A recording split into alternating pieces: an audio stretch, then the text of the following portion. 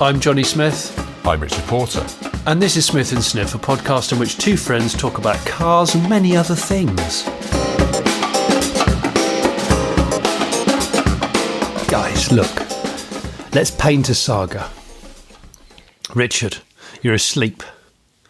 You're having a wonderful night's sleep. But suddenly, you feel something pressing onto your head and you go to swipe it away and you wake up and you realise it's somebody stood in front of you with a gun to your head. Oh. Yeah. Understandably, you're bloody terrified. And they whisper so that your wife doesn't wake up. I'm going to give you one chance. Okay, if you answer this correctly, you will live. And if you don't, I'm going to bloody shoot you. I know this is dark. Go with me on this. You've got to identify right now the differences between the Volkswagen Tiago, T-Roc, T-Cross and Tiguan. Go. You've got 30 seconds. Oh, I'm dead. Yeah. Shoot me now. Is that what you'll whisper back? Listen, I don't want to die, but this is just going to be so much easier. Just do it. Right. Put it in my head. Tiago is the slant-backed one, isn't it? It's got the rear mask, the blacked-out rear light mask, as I would call it, like what would have been a valance in an old car or a light panel. But so has the small one, which is called the T-bag or something. Fuck's sake, what is it called? It's a Polo underneath. The small crossover-y faux SUV. The C-Cross, is that the... no, because the T-Cross, yes, T-Cross. Yes, I think so. Yeah. Yes. And what was the one that got made into the Golf convertible that still offends me?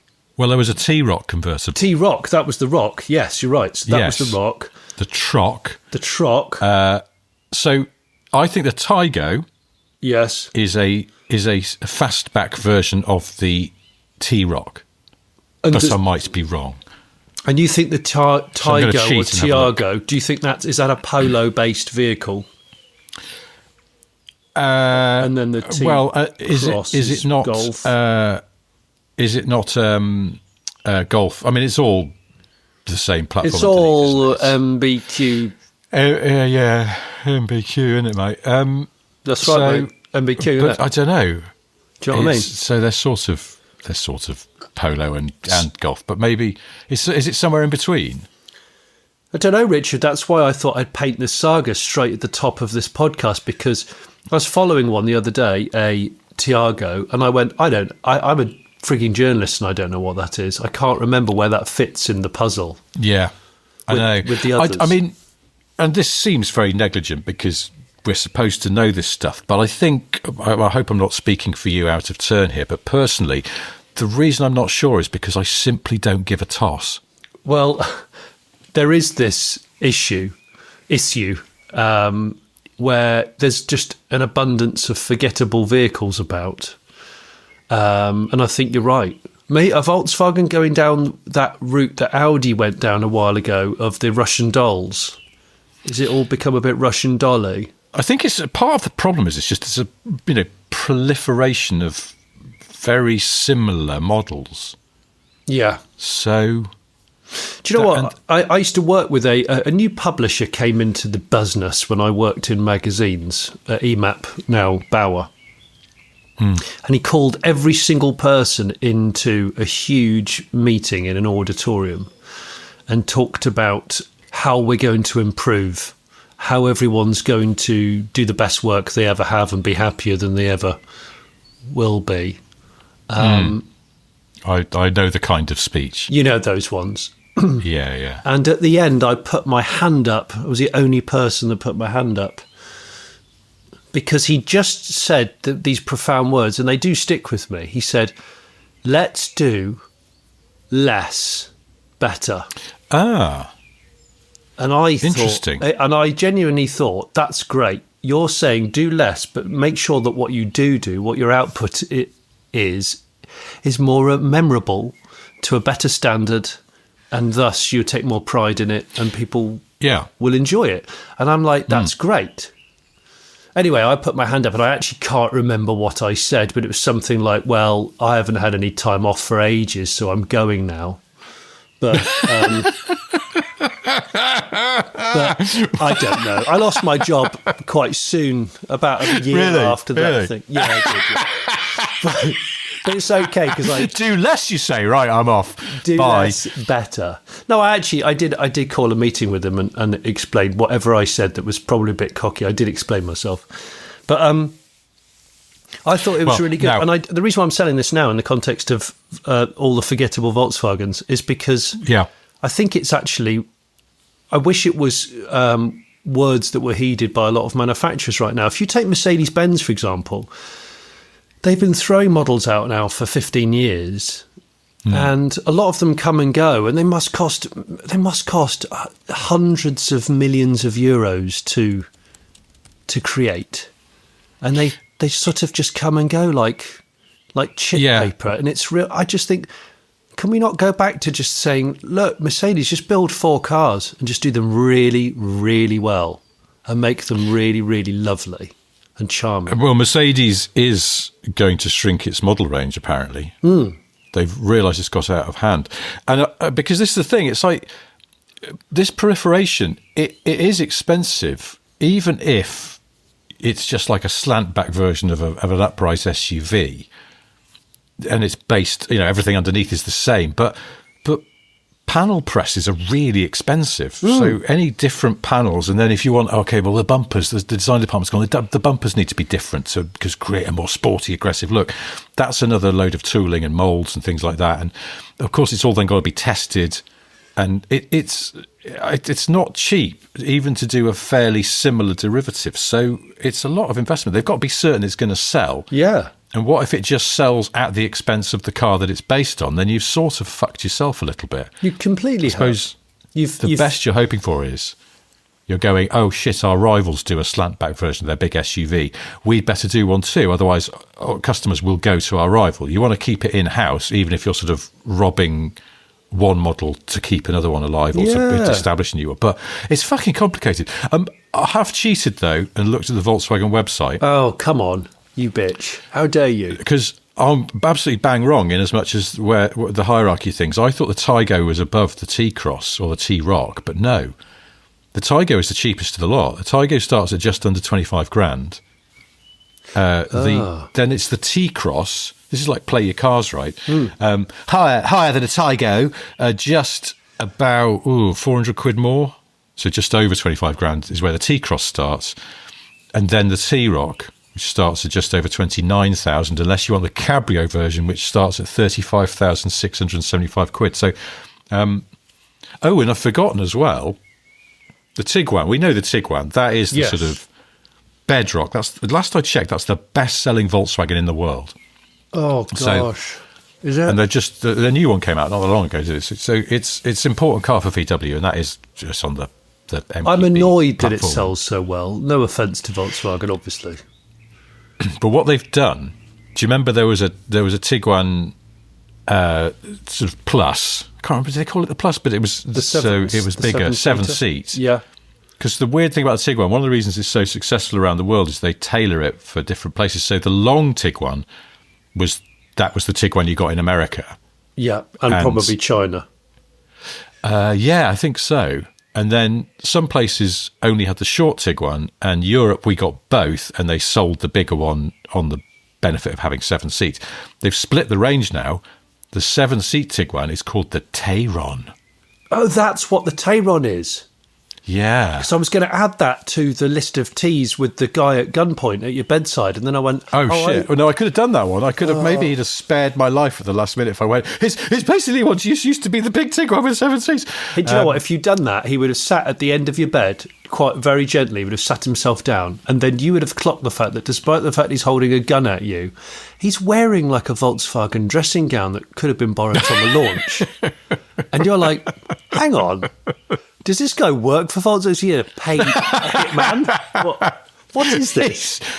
He's having to threaten car journalists at gunpoint to try and explain the range of cars that his own employer makes because he's lost track. Yes. And then, as he sits down and points the gun at you again after sort of settling himself on that corner of the bed, unfortunately, the little cord that ties it round came undone, and you realise the poor guy has got absolutely nothing on underneath.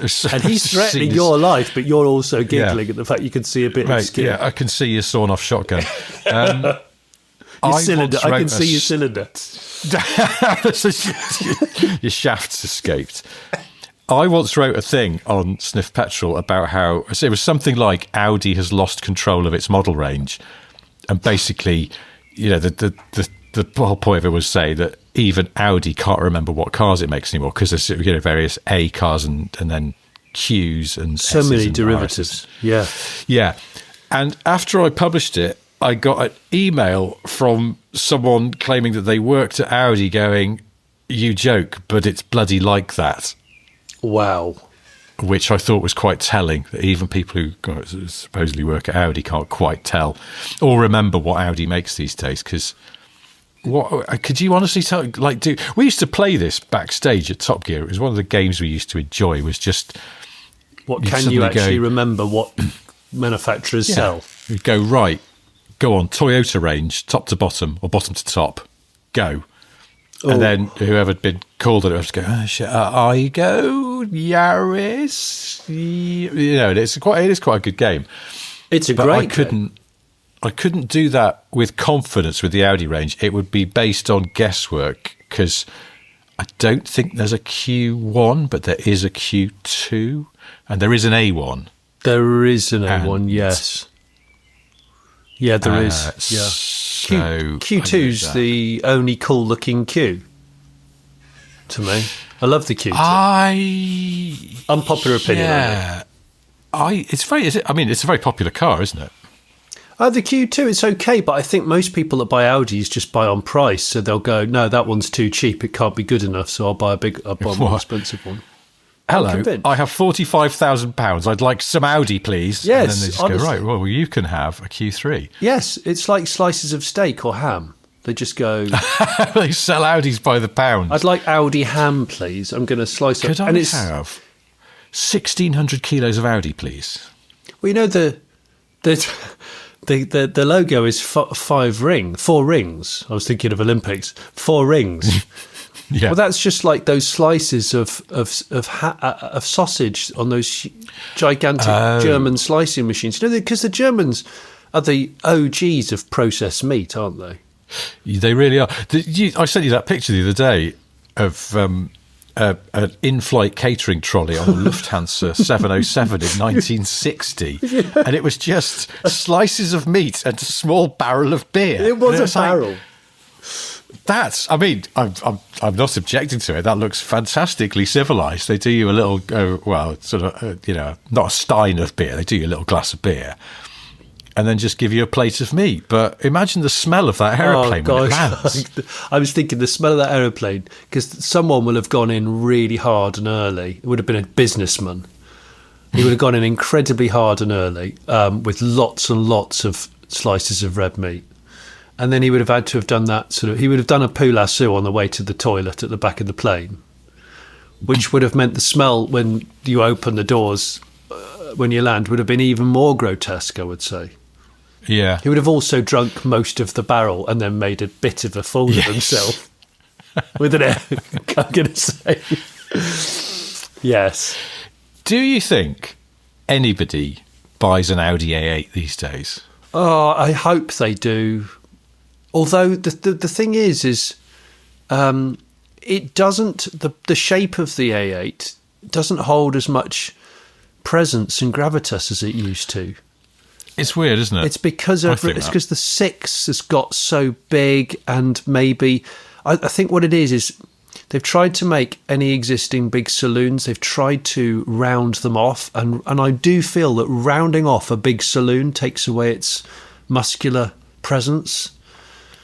Designers who might listen to this, a few designers listen to this podcast, I don't bloody know why, but they'll be able to explain exactly what I mean. But it's a strange and elusive beast presence, isn't it? Because the first A8 to me was an incredibly good looking car. Oh yes, but it was very sort of speak softly and carry a big stick. It had presence, but it didn't shout about it. It just sort of, it was elegant. Yes. And the second one probably had more presence because it sort of looked bulkier. Yes. But then the third one, where are we up to with A8s? I can't even bloody remember now. We're in the fourth. I reckon we're on fourth. Yeah, I think it was the third one. Just dropped the ball horribly and didn't have enough presence, and particularly as well. Do you remember when they did the last Jag XJ, the sort of the swoopy radical one with the upright rear tail lights? Yeah. Ian Callum's XJ, basically. And I remember them saying at the time they designed the long wheelbase one first and then sort of just shortened it rather than, the other way around. And so because then the long one sort of looked balanced. And actually the A8, I wonder if they did the same, because if you see a short wheelbase A8 of that generation, the back doors look too short. Yeah.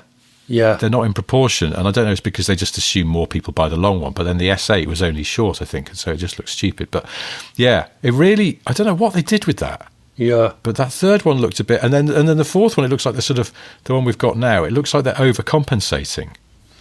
And they've made it really they've put a lot of jewellery and shit on it, and it's like... Well, that's just the fashion, Rich, because that's what they did with the RS6. Yeah. That's what the current RS6 looks like, in my view. It looks so overtly RS that you just go, well, can we not just make this a bit more suave, a bit more kind of like muscle in a finely tailored suit? And to that end, I will dangle a carrot and say there's a extremely special barn find coming up on the Late Break Show of an early example of a mark around what I've just been talking about. And it reminded me of how, maybe subtle's not the right word, but early Audi RSs were sleepers to an extent.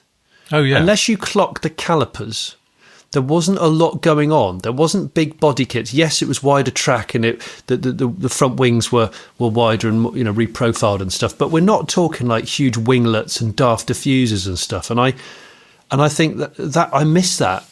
I really miss that. That first generation of A6 is such a handsome car. I know I've talked about it before. That all-road, the first gen all-road shape with the aero bum. Yeah. I love it. Yeah. Bloody love it. I think it's wonderful. I thought I'll have a look how many new shapes, sort of nearly new A8s are on Auto Trader, just out of interest to see if there's any. And there are. The most expensive one, it's a brand new car. It's an A8 3-litre TFSIe, so hybrid, mild long hybrid, wheelbase. petrol. Yeah, it's got a pano roof. It looks quite smart. It's black, but it's got silver wheels, so it's grown up. It's not a moron's car. And it is listed at Audi Guildford, I think it is, for £104,299. And that, it says, save £9,000. So basically, the RIP is £113,000. That's a lot. They're not flying off the shelf. Well, no. That's the thing. It's like, who's going to buy that? I don't know. Genuinely, and it's not. But I'm not saying it's probably a very good car, but it's just like who's in the market for spending over £100,000 on a very sort of, it's just a sort of car, isn't it? It's like you wouldn't run a chauffeur business spunking that kind of money, even if you got it on finance. Like the monthlies would be shocking because it's going to depreciate like Billio. It will. Yeah, I know, and it's a shame that they are kind of shrinking into the abyss, really. But on a brighter note, yes, I introduced my kids to the Bourne Identity over the weekend, and okay, and they saw. Well, my son liked it more than my daughter, so I thought, okay, the next night maybe we'll do the Bourne Supremacy, the second one. Yeah, and. I haven't watched either of these films for quite a long time, but I really like them. Now, the Supremacy. There's a Suzuki SJ, if you remember. He's on a remote part of India. I think he's in Goa in India, where he's escaped and found his girlfriend from the first one, and they live a remote life on the yes. beach, and they have a Suzuki SJ. Yeah. And they get identified, and then the industry, what do you call it? The government starts chasing them again. And Bourne is... What was her name? Pam Landy. Pam Landy, exactly. Yeah. I don't know why that I Pam, love Pam Landy Landy. is just like... But Pam Landy... Like, you don't get a lot of, like... I don't know. It's just Pam. Pam Anderson was the last Pam. There's no other Pam. Yeah, since. she was really Pamela, wasn't she? She was very Pamela. I was thinking about this, and famous people who earn the right to have a mononym. So, Elvis, obviously, and Kylie. If you went, here, Kylie's on the radio, you wouldn't go, Kylie who? Unless you're young, and then you probably go, what, Kylie Jenner? But I'd say generally Kylie Minogue got there first. You don't need to say the Minogue. No, you don't. Most people the other know thing what about, you mean. Yeah, the other thing about Kylie Minogue is she was obviously before Kylie Jenner, but she's also achieved a lot, and so she's quite talented. Yeah. So yes, yeah. But I was thinking that Brittany is, again, you don't go Brittany who, you just assume it's assumed. Ferries. I always shout Spears. ferries. Is it Spears or Ferries? If Brian Ferry had called his daughter Brittany, that'd be amazing.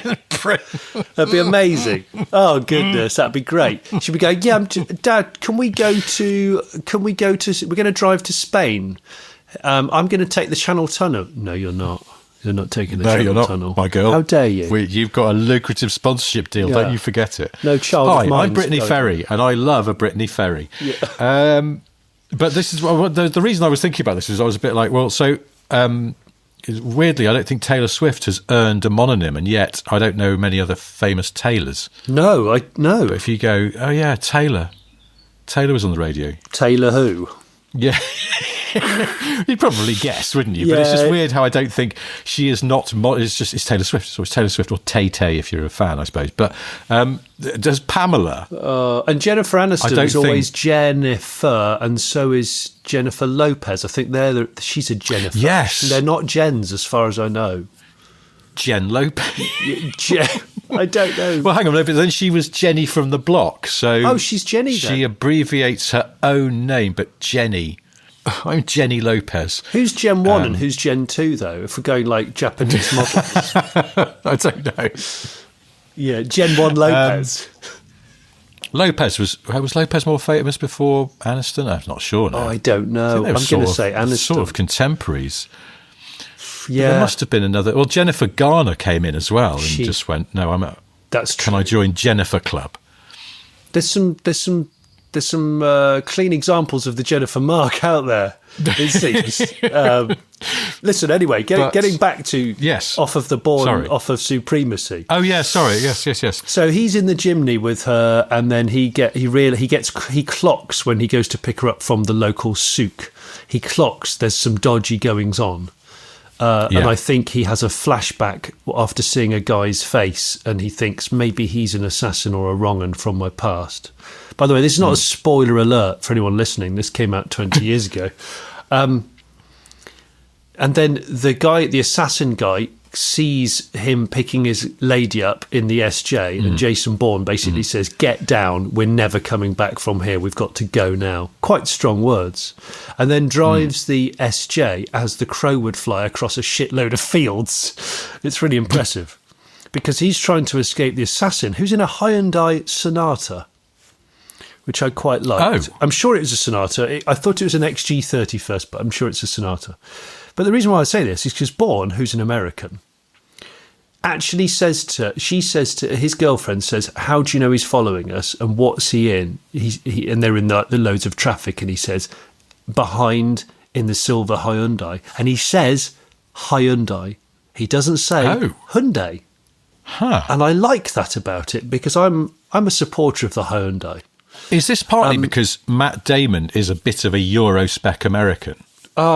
Is it? Well, because he always seems to have a good time on the Graham Norton show. He does, actually. Which to me is like he just sort of gets British/Irish humour. Yes, it could be that, couldn't it? And that, so he's a bit sort of Euro-spec, and he's probably spent quite a lot of time over here, because those Bourne films, a lot of them, shot in Europe. Was he born with some bits? Was he born with European eyes and bumpers, or did he get? Yes, that's right. They It's also federalised because he's later. from. Is he not from Boston? I actually don't know where he's from. I think he's from Boston, so this may also explain things because it's sort of quite Euro. There's an Irish contingent, isn't there? A strong one. I've just looked this up. He's actually from Cambridge, Massachusetts, so not a million miles away. Okay. But yeah, so yes, yeah, I suppose a lot of Irish people in Boston, and maybe that's it. Maybe that's why he has a good time on Graham Norton, because he's got Irish relatives. Yeah. He's totally in tune with Irish sense of humour, and We he says Hyundai. Well, so he says Hyundai. There's a chase. Unfortunately, sadly, the assassin gets his sniper rifle out, bins the Hyundai, and takes a shot and actually gets the girlfriend. And then the SJ dives off a pier or a bridge into the water. Matt Damon tries to resuscitate her under the water while all the crowds rush to the edge of the pier or the bridge to see if any bodies are coming up to the surface. Realises that she's not alive anymore and lets her go. It's very sad. And then he swims underwater as far as he can, because he knows that if he bobs up to the top, the assassin will know that he's still got to carry on trying to kill him. So he does that, and then he sort of like goes to another country, and I think it's Russia or Germany, and I can't remember. He nicks an E12 5 Series.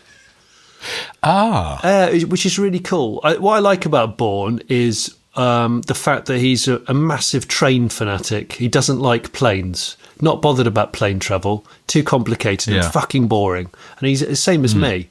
I really relate to Bourne in that respect. Planes, yes, they're fast, but they're so fucking boring. Whereas trains, more interesting. He loves the Channel Tunnel. He's a massive... Oh, yeah, like Brian Ferry would have a huge disagreement with him because on that basis. But that's okay, because Bourne has no beef with the ferries. It's just that he loves trains. Oh, yeah. And there's that deleted scene from the Bourne Ultimatum where he goes, if you're going to Paris and you fly, you're a fucking idiot. He's in London at the time, obviously. I mean, if you're in New York, you've got to fly. But only an absolute cylinder would get on a plane for this. You'd have to be an ocean-going sleeve. Yes, exactly. To fly from London to Paris. You're wasting so much time in the airports. What the hell is he this says going on angrily. About? This guy's a veal clarinet. What on earth is he thinking? So he's in the. These are all scenes from the Bourne Travel Agency, a script that sadly never got made because it just involved Jason Bourne angrily dissuading people from booking flights, and his business went under as a result. What, I'm being let down by delays and ticket issues. Well, just rampaging around the departure hall. So now Bourne is seeking revenge and answers. He needs answers. He's lost his girlfriend. Yes. He's had to quickly hit the road again on the run as a fugitive, and he's in this stolen E12. Yeah. And there's loads of other BMWs that give chase. So I've clocked loads of E39 5 Series Polizei cars and taxis. Yeah. And I just need to mention this again. The E39, such a handsome car still. Oh, yeah. Oh, my word, so good. But then, this Russian assassin, who was in the Hyundai Sonata and is still chasing him, what's he driving? He's driving a BMW, but he's driving a Bangle 7 Series. Oh. Yeah, he gives chase in a Bangle 7. Which is obviously a faster car, but I think ultimately probably a more fragile car, whereas the E12 keeps battling through. Yeah. So it's nice to see 3 different generations of BMW smashing their way through the streets of a country that I can't remember the name of, but I think it's Germany. I think it's Hamburg. Yeah, let's say it's Germany, given there's a lot of BMWs. Yeah. So I really enjoyed it. And your mention of Pam Landy, it's true, isn't it? My ex, Chops, whenever she was really tired or we were burning the midnight oil trying to get something done, one of us would always say to one another, "You look tired, Pam. Get some sleep," and then walk out the room. Is that the line? Yeah, that's the line. And then, of course, she looks up, and then it's that Moby track. Woo, woo, Yes. Extreme Ways by Moby, which is such a tune. In fact, as soon as that comes on Bourne, I always get the hairs on my arms standing up on end. It's a good track. It's a great one. That's, for some reason, that reminds me of some old neighbours of ours who they when the two of them were cooking, and then one of them, like the kids, were shouting from the next room or something, and they were in the middle of stirring, somewhere, or stir fry or something like that, and they were like, "I better go and see what's going on," and they would say to the other one, the line, I think it's from Hunt for Red October, "You have com." Which I think is "you have command," obviously, but yeah, that's right. Just I've got to go and see why he's crying. "You have com," and then the other person would know to go and take over at the stove. But yeah, I feel like I love that the Hunt for Red October informs their kitchen-based activities. That's brilliant. I do like that. So you look tired, Pam. I'm just the idea of this incredibly powerful, wily, high-ranking Secret Service person being called Pam is still fascinating to me, though. I think Pam Landy is one of the coolest parts of the Bourne. She's very cool. Because the other guy that's played by Brian Cox, is it? Who's a bit of a wrong 'un. He's a corrupt government agent, and he's basically been ordering Bourne to get assassinated to cover up some tracks. He's just a sweaty... Do you know what? He looks like the kind of guy that would have been on a 60s Lufthansa flight, actually.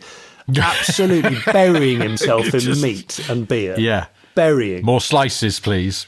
Sir, do we need more for the other passengers? I don't care. Oh, yeah. And then he'd top that up while you're at it. Oh, you would not sit next to that man on the Lufthansa flight. He would have flagon after flagon or stein after stein of ale. He'd be blowing it, O-rings everywhere.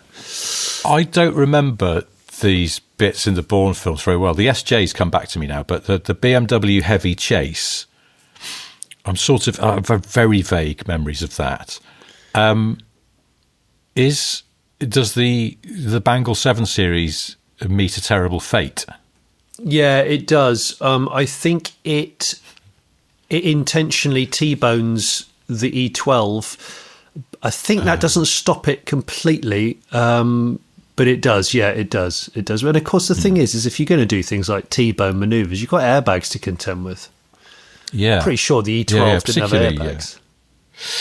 No, well, that would have needed side airbags. I mean, I feel sorry for Jason Bourne in it. That's what reminded me. The first time I watched these, I mean, I've watched them several times over the years, but you just fundamentally feel sorry for Jason Bourne. He's just hobbling around. It's not a glamorous film. It's not like John Wick, where it's quite Hollywood and throwaway. Yeah. There's a deeper meaning to the Bournes. He's got amnesia, hasn't he? So he's constantly trying to work out what the hell he's done. He's permanently confused. Yeah. It's all right to be momentarily confused. Yeah. And God knows, as you get older and you walk into a room and can't remember why you're there, it's particularly troubling if the room in question is the bathroom. But it happens and then it goes. But if you're just in a perpetual state of confusion because of something that the CIA's done to your brain, not great. That's not nice. No, not cool. And you're going to all these lovely European cities and beyond and not getting to enjoy them because you're constantly being shot at or rammed off the road. Yeah, you can relax for maybe 1 or 2 nights, but unfortunately he suffers from night terrors as well, so it's not great. Yeah. That's the thing. Apart from anything else, Jason Bourne he's not a good sleeper. Between the night terrors and the fact that people are after him, oh, sure, he's not getting a good night's sleep, is he? He's not getting his 8 hours at all. No. If you remember the first Bourne, not your first child, I mean the first Bourne film, he creeps into and breaks into the apartment of another assassin that he used to work with and waits for him. And that guy's quite a suave individual who I think turns up in a Saab 900. Ooh. And then eventually meets his demise, but doesn't give up easily, and Jason gets an absolute beating. and he secretly calls up for backup while Jason's pointing a gun at him and asking him for answers. But I thought that was quite cool because the bloke is a pro assassin, living in quite a heavily glazed cubic-like apartment, and he's dressed like an architect. I thought he's got the Saab and he's got spectacles, quite thin-rimmed spectacles, so he does look a little bit like an architect would in your head. Well, surely this is his cover. That's his cover. It's got to be his cover. Yeah, I don't think it's anyone looking at him and go, look at that chap with those exquisitely thin-framed glasses in that Saab or getting into that very glassy residence. Oh. You'd just go, he's an architect. You wouldn't go, I bet he's an assassin. I bet he kills keep people. an eye on him. Yeah. Yeah. So it's good cover. That. No, it's great cover. So, the alternative, of course, because you've already got the Saab, is to constantly wear a white coat and one of those little X-ray detection badges, and then everyone just assume you're a dentist. Of course. What would you drive if you were a dentist today? Today? Yeah, if you're I know you don't like dentists, but if you were one... There's nothing personal. I don't dislike dentists as people. Going to the dentist, that's a different thing. Yes. My dentist is very nice. Although I'm a little worried that down the side of the dental surgery, I usually see a BMW X5 parked. Oh. Now, I'm going to assume that's his.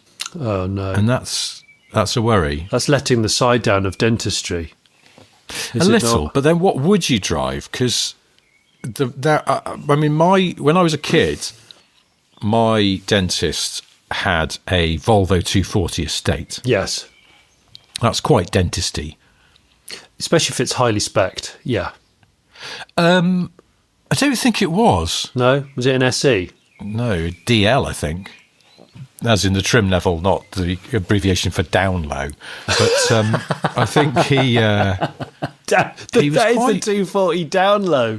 It's ultimate. Keep it on the down low. Well, it is, isn't it? It's still that's the thing. Don't be flashy. Don't come round here waving your GLT alloys in my face. Yeah. Keep it on the DL. That's so true, isn't it? It is DL. I really hope that classic Volvo enthusiasts already use that.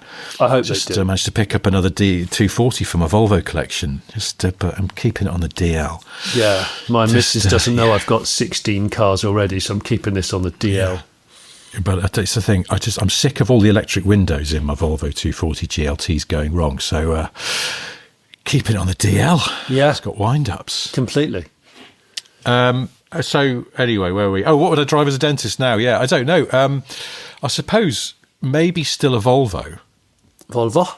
It's if you need a big SUV, which apparently my dentist does if the X5 is his, XC90 all the way. That's still quite dentisty, I think. It's enormous, but tasteful. Though. It's so enormous. Yeah, they are big, like aren't Escalade big now, it seems.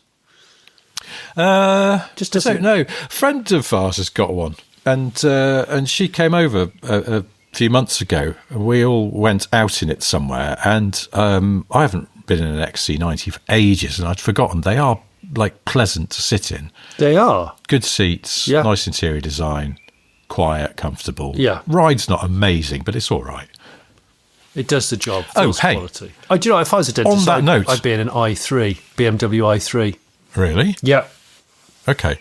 Because I would appreciate all the different intricacies of the cabin and the packaging, and it's slim. And most dentists, I find, have car parks that are quite compromised. So I've got a slim... They do, don't they? Yeah, they do, and I don't know why. They always have annoying car parks. What is that? It's so true. I've never thought about that, but that's... My dentist growing up, he always... This is why I know he had a 240, because it was sort of like... It was in the corner of the car park. There was, I think... But it was a very irregular shape, and on a main road, with a stone wall. Yes, I mean, it was a bit of a nightmare to get in and out of. But then my dentist in London, it just cramped. It was a modern building, but it was a cramped car park. Also, not all the spaces were for the dentist because there was a thing next door, and sometimes you'd pull into the space and they'd see the sign. It would say, "This is for the thing next door." Whatever that was. You'd go, I've got to move again. It's just, horrible to manoeuvre it, particularly in a bigger car. And now, my current dentist, again, it's a pisser to manoeuvre around the car park sometimes. So you need a small car. And that's probably why the dentist puts his X5 down the side of the building. He's bagged the prime spot. But Hey, maybe dentists are really good at auto testing. You know those little shortened minis with the silly roll? Of course they are. They're used to manoeuvring in tight spots. It's what they do all day. Yeah. We've never thought about this. Dentists are very good at parking because they work with such fine margins in tight spots all day long. Auto test dentistry. Those guys. But auto tests, you're doing it really fast, aren't you? I don't want a dentist who does shit in my mouth really fast. I want careful. No, I think I was doing the equivalent of doom scrolling, but actually wasn't Doom. And I pulled up on YouTube some sort of auto test championship in Northern Ireland in a car park. Oh. I watched it for in excess of 15 minutes, and it was just people. I watched it for way longer than I thought I was going to, and it's so fast. And I feel there's so many shortened minis and stripped down midgets and MX-5s, and the underlying feeling throughout the whole video for me was sorrow for the gearbox. Oh, yeah. Because you're going forwards to reverse at speed all the time, every 20 seconds. Surely, the gearboxes in that world of auto testing, it's a consumable item, isn't it, the gearbox? It must I would imagine. It must be. Because the car is bespoke anyway, unless the gearboxes are massively beefed up. I don't know how, Minis, it's in the sump, isn't it? Maybe that's good. Is that good, though, maybe, for the box is just splashing around in all that oil? It might be, because you're never out of first in auto testing, from what I could see. No. Just, sorry to change the subject. No, don't be sorry. But, please it's not changing the subject in a way, because another, I think, potentially quite dentisty car is the Subaru Outback that we mentioned last week. Oh, yeah. And after we talked about it on the podcast, and you were at my house, and then you went and you left me the Outback. I did. For a day or so. And were you angry? It's really pleasant, isn't it? Well, I was going to say, no. I'm keen to know what you thought, because obviously I'd had a few hundred miles experience of it, and then I got on with it. I just thought I liked it for all of the things that you wouldn't expect to like it for, I suppose. I didn't drive it loads because I didn't have much time, but I found it very pleasant. I liked it a lot more than the Forester that I drove recently, and I think that's because the Forester had that lousy hybrid system. Yeah. That seems a bit pointless, and the Outback's just a naturally aspirated 2.5 litre. Yeah. And it doesn't. Even the CVT's not annoying, is it? It just feels like an auto. You barely notice it. And it's just nice. It's really nice. It's just nice. What time I spent in it, I thought it was exactly just nice. It's just a nice car. I liked it. I even kind of liked the way it looks. I mean, the body cladding's a bit zany in places. It's OTT, but it's sort of Parisian friendly, I would say, or maybe dentist surgery wall friendly. Well, that's why it's the perfect dentist car, because in the trademark awkward car park that all dentists have, we just realised. Yes. You can... Well, now, the dentist is not going to scrape his own car or her own car because they're used to manoeuvring in tight spots, but it's their patients. Yes. They're saving their patients the embarrassment of having to come back in and go, could I see the dentist, please? Well, you've just seen them. No, but I need to explain something. I've just scuffed all the way down the side of his V60. Oh, no. Because the car park is so awkwardly shaped and tight. But if it's a clad Outback, you just go, don't worry. He'll rub some mayonnaise on that and it'll be gone.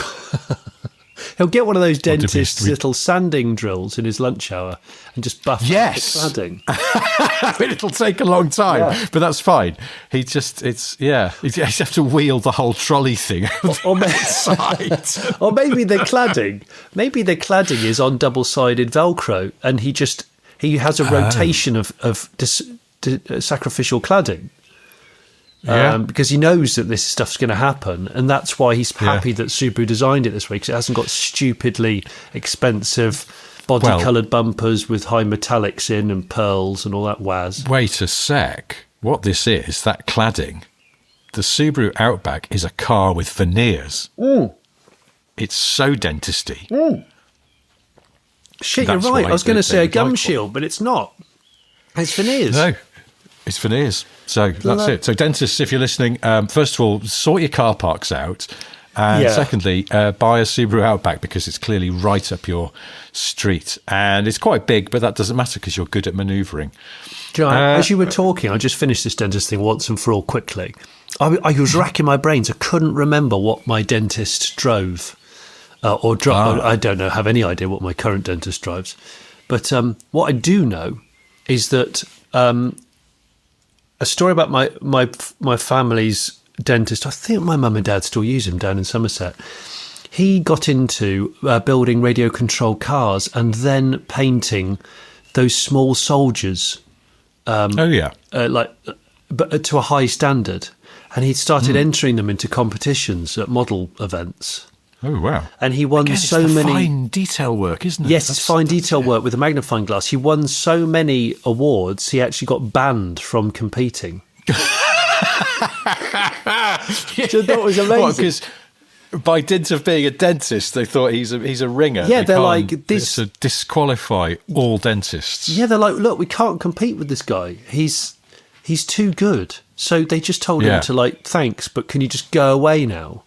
And so he can't... Can I join your model painting competition? Are you a dentist? No, I'm a brain surgeon. Fuck off! Anyone who's good at fiddly stuff, not allowed. Yeah. So I can't remember the actual cars of dentists, but my doctor when I was a kid in Taunton was a really sprightly man called Dr. Barry. And yeah, it was true. Sprightly. He was really sprightly and jolly, and his voice is always really upbeat, and it always had a solution. It was never a problem. It was all going to be fine. And I remember this vividly. A, the car park was a shit design, and it was really cramped. But B, he had a Lancia Delta Integrale. A red one. What? He had a Lancia Delta Integrale. I remember it now. I've just had a real flashback of it parked next to a particularly jagged wall. Yeah, seriously. Wow. Yeah. Sprightly man, sprightly car. And I think I remember him saying, small talk when I was a nervous kid going in with some ailment, I don't know what. Him saying, I hear your mum tells me you like cars. I like cars. I like fast cars. And he made some sort of joke like, I probably drive a bit too fast, but anyway, it's fine. And it turns out, I remember clocking it. He had a Lancia Delta Integrale, and that would have been towards the end of their production. So I bet that was a blimmin' Evo. I can't remember exactly, but yeah. Ooh. Yeah, I know. Cool, hey? So cool. Yeah, that's good. I wonder if Dr. Barry's still around. Dr. Barry. Yeah. Since we're in car review corner, sort of. Yeah. I just wanted to give a shout out to the Hyundai Inster that I've been driving for the past week. Oh. Which is, for people who haven't seen, it's their small electric thing that just came out. And it's a really good car. I've heard this. And sadly, I haven't really driven it good. still yet. I've been trying, but... The biggest fault I can find with it is that it's a little bit expensive. Okay. But actually, if you look on Auto Trader, there's already dealers selling brand new ones with money off. So it's not as expensive as it seems on the list price. But otherwise, just what a really well thought through car. It's got loads of room in it for a little car. I've heard this, yeah. It goes well. It rides nicely. It steers pretty well. It's just like it's not a GT3 RS, but it is pleasant enough to drive. Does the job, and it's got. And it looks interesting. It looks interesting. Now, my wife said it's like she warmed to it because of the practicality of it. Like the sliding back seat alone is just brilliant. If you're in our situation where you've got sort of two small-ish kids and you can slide the seat back. And in fact, the other day, because my boy's big enough to ride in the front now, he sat in the front, my wife sat in the back, seat all the way back. It's got like frigging S-Class legroom with a smaller person in the front passenger seat. Brilliant. But then if you need a bigger boot, it slides forward. And it's thoughtful, nice touch. But then there's loads of little cubby gubbins holes in the interior as well. Stuff that makes a car easy and pleasant to live with. Central armrest, which is unusual in a small car. Because you're not changing gear, it's actually quite nice. And then below it, moulded into the sort of extra wide front seat cushion, there's the cup holder there, sort of quite neat. It's just full of little touches like that. But two things as well.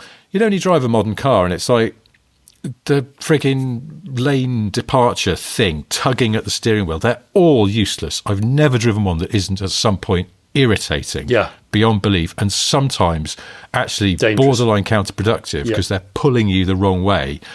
And that Civic Type R I drove the other week, which was fabulous in so many ways, but when you go to overtake somebody on an A road, perfectly safe, clear, miles ahead you can see, but the car starts tugging at the wheel because as you pull back in, it's trying to tuck you back in, you're crossing the white line without indicating, and it's just like, for fuck's sake. And the speed binger, so it's the other one, because again they always misread signs or forget. And yesterday I was driving this Hyundai and it went into a 50 zone and the car still thought it was a 20 zone, and it wasn't anything like it. So it was bonging. Well, the thing is, there's a volume roller on the wheel for the stereo, but if you just hold that in for 2 or 3 seconds, it kills the speed bonger when it starts misreading signs. So that's cool. The lane departure, there's a button on the wheel, and you just hold that down for a second or two, and that kills the wheel tugging.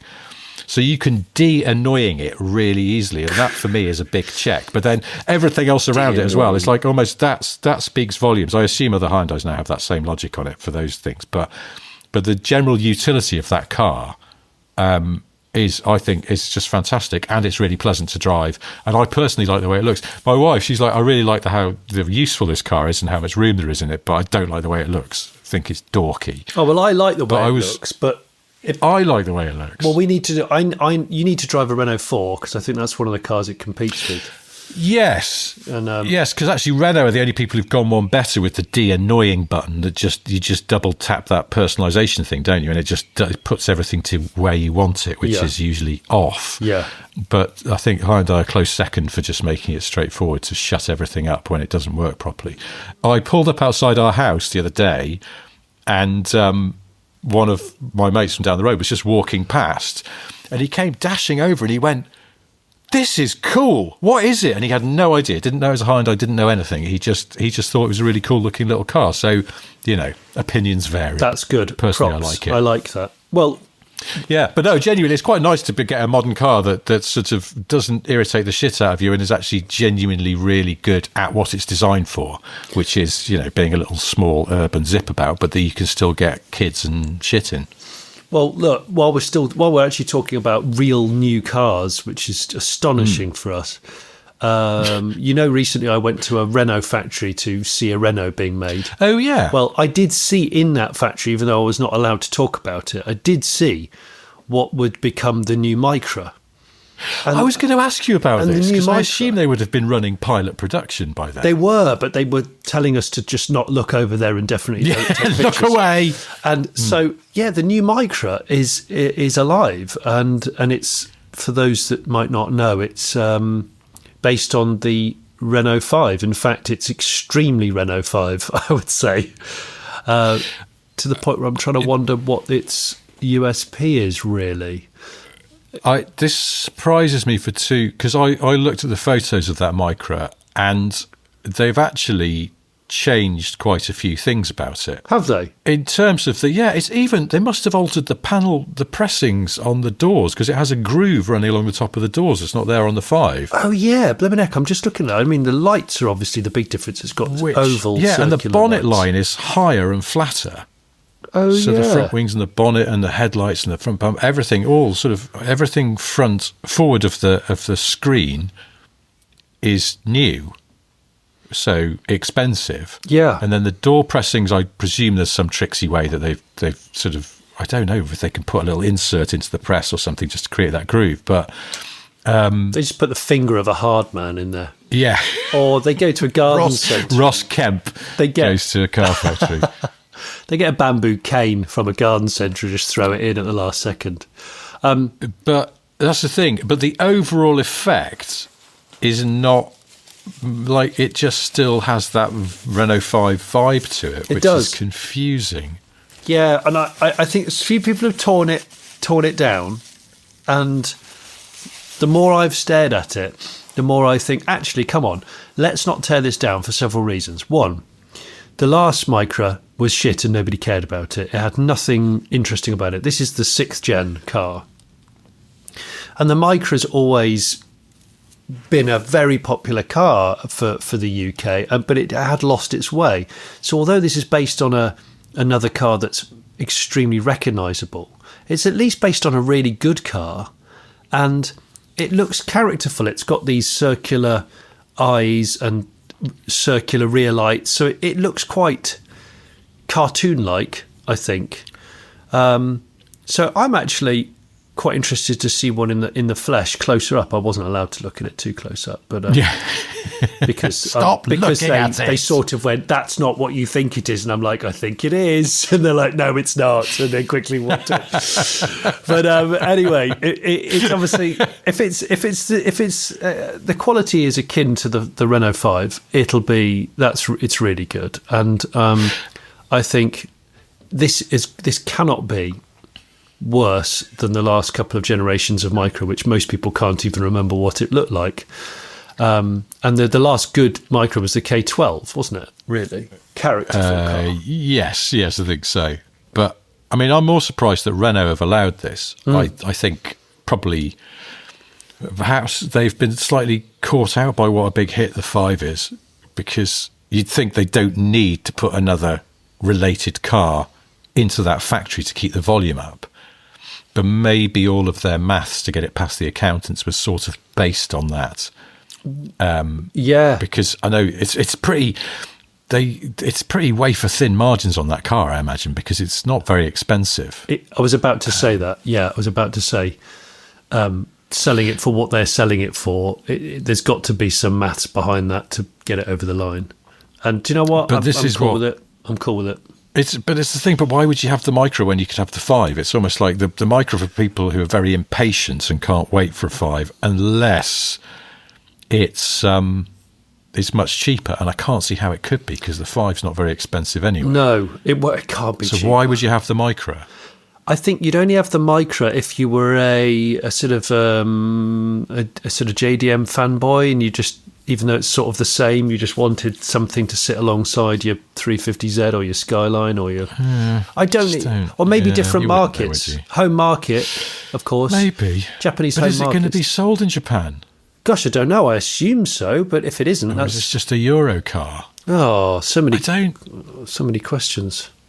Well, we'll find this out. But I also just don't know why Nissan would want it, because I suppose they just want a small electric car. But it feels like it's I wonder what the deal is with Renault and how much it costs them to essentially license this design. So, because Nissan are in trouble, right? Yes, they're in a lot of shit. They are in a lot of shit. So they need. I mean, it almost looks like Nissan's take on ignoring the profile, because that side profile is very Renault 5, but the front and the rear are very much like trying to compete with the Fiat 500. The cheekiness, yes, the cheeky cartoonness of the 500. But yeah, it's basically a new, all the outer panels are new, because it's got round arches on it, where the 5's got this sort of box arch effect on it. So every exterior panel, as far as I can work out, is different. And yet somehow it's sort of, because I guess the A-pillars and the roof and the doors are the same shape, it has a sort of 5 vibe to it. And it's got those wheels that look like the 5 wheels. Sort of 4.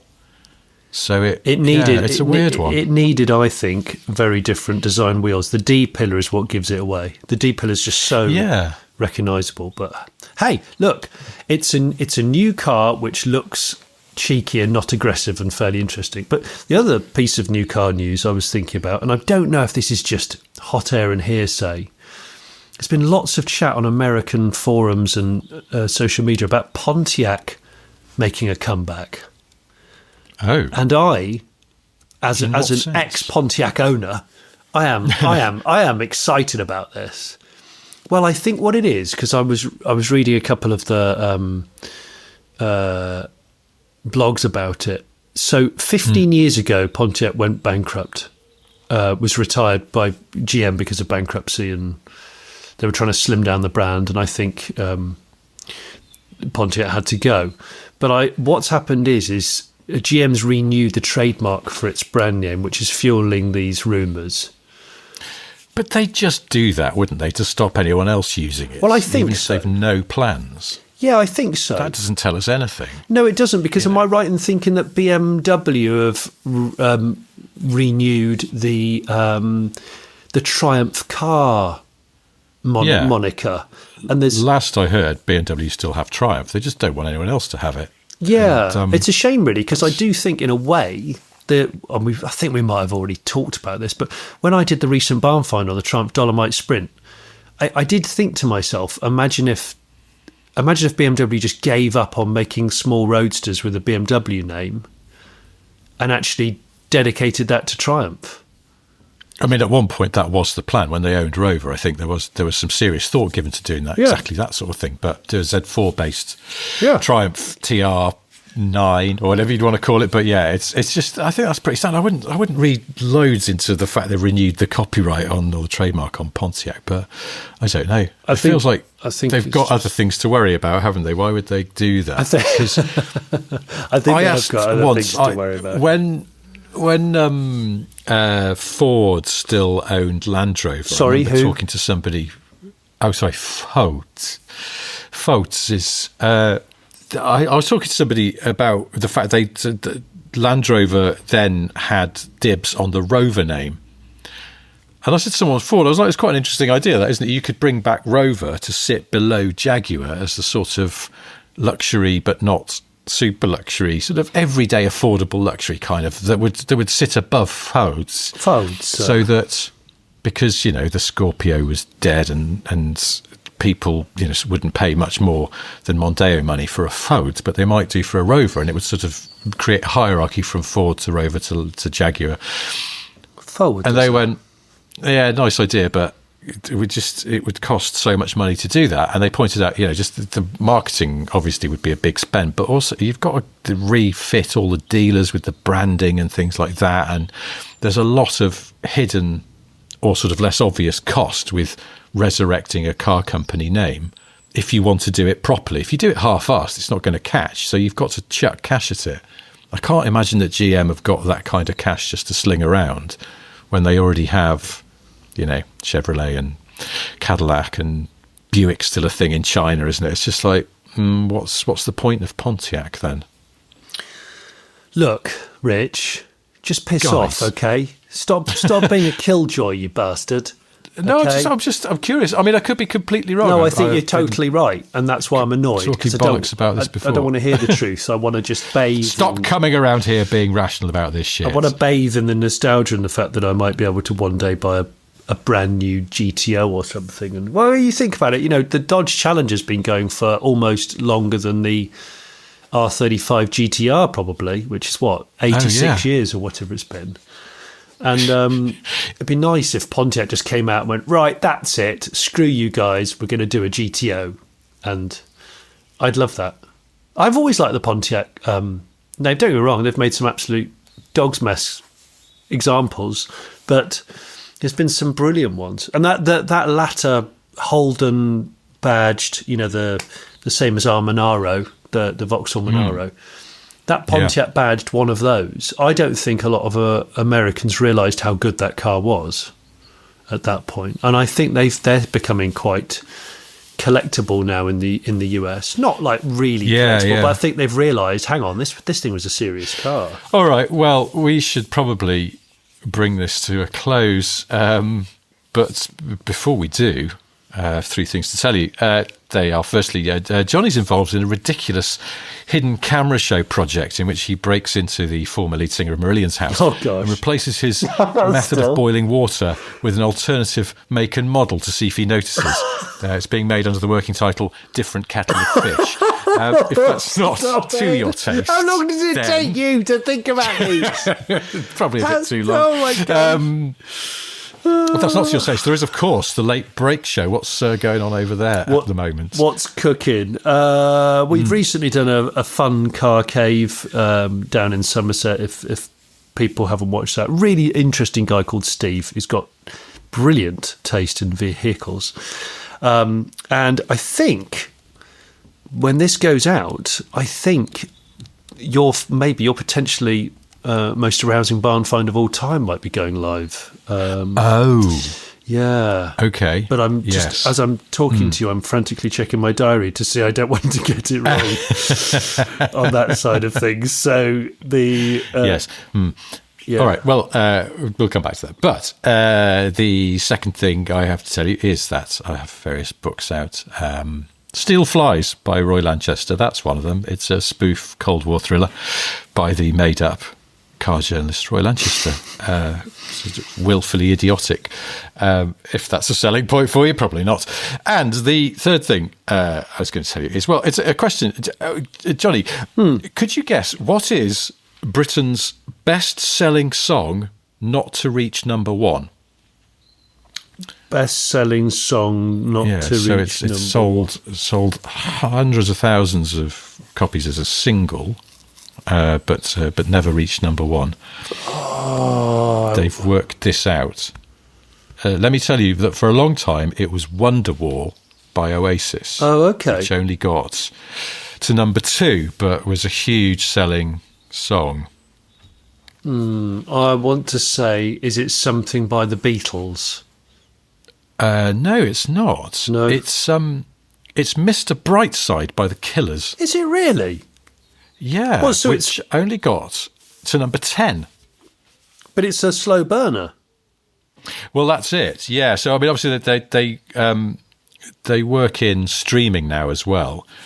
When you combine sales and streaming, Mr. Brightside has done, and this is actually as of last year, so it's probably even more now, but 5.57 million sales and streams. Wow. It's the UK's third biggest song of all time. It's surpassed Last Christmas by Wham. Really? God, that is such a shock. I'm impressed with that. That is really good trivia, Rich. All right, well, there we go. In Hopes and Dreams, that's that one for this week, and indeed this show. But thanks we'll be for back listening. on Friday answering more of your questions and regular show. In fact, no, it'll be our London live show next Monday, and hopefully we'll see some of you on Wednesday for that. Until then, goodbye. Thanks, guys. Cheers, mate. Thanks, mate. Bye then, mate.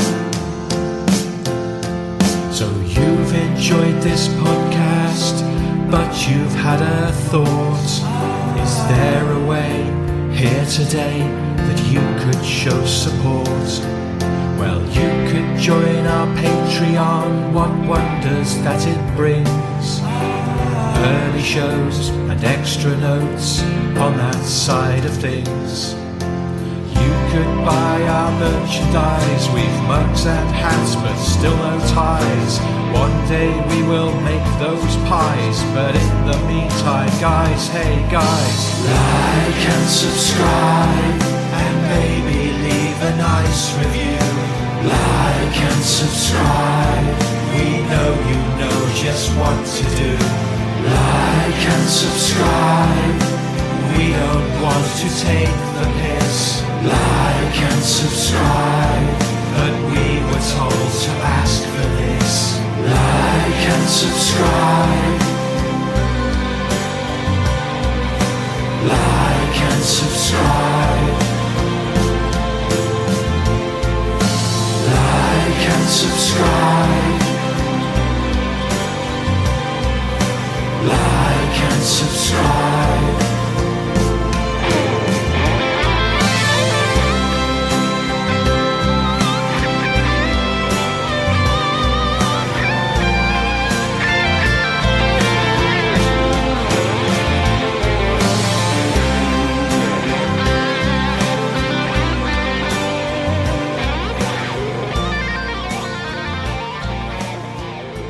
Gosh, that went on